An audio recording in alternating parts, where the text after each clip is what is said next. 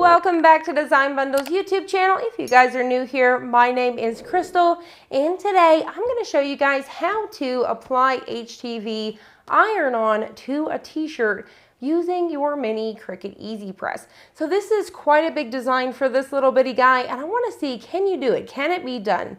And the answer is yes. So if you guys are not making t-shirts all of the time and you don't want to invest into a heat press or the bigger Cricut Easypress, and you just want to grab this guy because he's less than 50 bucks, yes, you can definitely do it. All right, so I've already pre-cut out this design right here, which you guys can find over on designbundles.net. This is only 1+ credit, and you could do this so many different ways. You can definitely do these in different colors if you wanted to. You could do this on, a black t-shirt with white, or a white t-shirt with black would be super cute as well. So what I'm doing here, this is on a Gildan heavy cotton. So what we need to do is I actually need to pull out any sort of moisture first. We're gonna move this out of our way.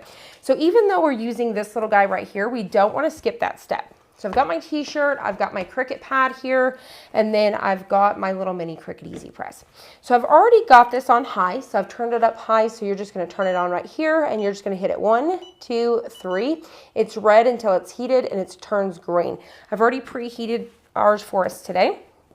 So you just want to get your shirt up on your Cricut Easypress pad or wherever you're going to be applying your design. You want to pre-pull out that moisture. So I'm being careful, I'm not pushing hard, I don't want to gouge it. You can definitely do this with a home iron. If you guys want to see some HTV projects with a home iron, definitely let me know and we will accomplish that for you. All right, so I'm just gonna smooth everything out. So for one, this is gonna pull out any sort of wrinkles, and it's also gonna pull out that moisture. So you're just gonna go over your t-shirt. I'm gonna probably do around 15 to 30 seconds just because it is such a big t-shirt. I've got quite a big area to cover. You definitely don't wanna just set this little iron there and let it set. You definitely wanna keep it moving in a constant little motion. All right, so we've got that ready to go. So now we are ready for our design. So I've cut this out with my Cricut Maker 3. I've used the smart material, so I was able to load this without a mat. And then to find that center, you're just gonna fold it in half. So sticky side on the out, we're just gonna fold it in half, get a pinch to find the center, and then to find the middle, just take your tag and follow straight down. So you wanna come down around 3 fingers or so. So something about like that looks good. All right, so now we're ready. Now another question that I get all the time is, do I need to put a piece of parchment paper on top of this plastic? And the answer is no. And then why not? Because technically this is your cover sheet, this is your Teflon sheet, this is your parchment. So I know that's super confusing to some people and I totally get it. So I thought I would go ahead and answer that right away today. So for you guys that are wondering, that is why. This is your Teflon, this is your parchment. It's gonna protect your t-shirt between your iron and protect your HTV from your iron. So as long as you've got this cover sheet, you don't need a parchment. Now, if you have any HTV that is exposed, then you would want to put on a piece of parchment paper. All right, so I'm going to go ahead and start going in circular motions. So what I'm going to do is I'm going to just stay in one area here, and then I'm going to heat like this. So you want to heat for around 30 seconds or so. So you can actually, say for example, if I want to kind of get it working like this, and then I want to work my way. So I'm just going to continue. I'm just working my way in circular motions. You could definitely do maybe this if you wanted to. I just think it's a lot easier to work like this in circular motions. So I'm just keeping myself moving. And I'm just doing each area. And this is one thing that you do have to be mindful of, these little mini ones here, is accidentally hitting that button. So you notice it went red again because it had to reheat itself for 2 seconds because it turned off. So you really have to be mindful of where you're putting your hands on this. So I'm gonna go ahead and continue to keep working my way around. Now you can do the same thing with any little project like this, any little Easypress, any little small iron. And once again with a big iron. So obviously a big house iron is going to cover a lot more area. So you guys can see here it's already attaching. So you're just going to keep yourself going. Once again, you don't want to just stick it here like this. You definitely want to keep that heat moving, because this little iron I have found is a lot harsher than just putting your Easypress down like this. You could definitely really get press marks that stay into your t-shirt or your material that are the size of this. So I have definitely found that out. All right, so that top part is pretty good. I can see the texture of the t-shirt already coming through that. And once again, while I'm doing this, I'm kind of giving myself a little bit of pressure as well. So I'm just continuing to do this. So I'm going to go ahead and speed this up just a little bit so that way it doesn't take a very long time.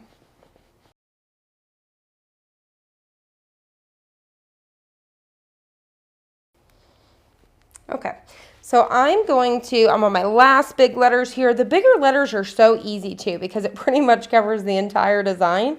So I'm just kind of working my way back and forth. Once again, covering everything for around 30 seconds. You could definitely, once again, kind of get the whole design like this. The only thing is, as you're moving, this is cooling down, you know?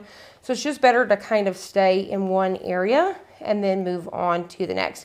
And then I can definitely see through here. Like I said, I could see that pebble effect start to happen, which means it's already adhering to the t-shirt. So let me go ahead and get our last letter here, this G. Now, I do want to say, if you guys are making t-shirts all of the time, so this is something like a small business, I wouldn't recommend doing this for all of your t-shirts, obviously. But once again, if you're paper crafter mostly, or you're just doing some t-shirts sometimes, hey, a life hack, you're going to save a ton of money. Just get yourself one of these. Definitely worth just kind of, you know, having one until you decide that you want to, you know, do a ton more t-shirts.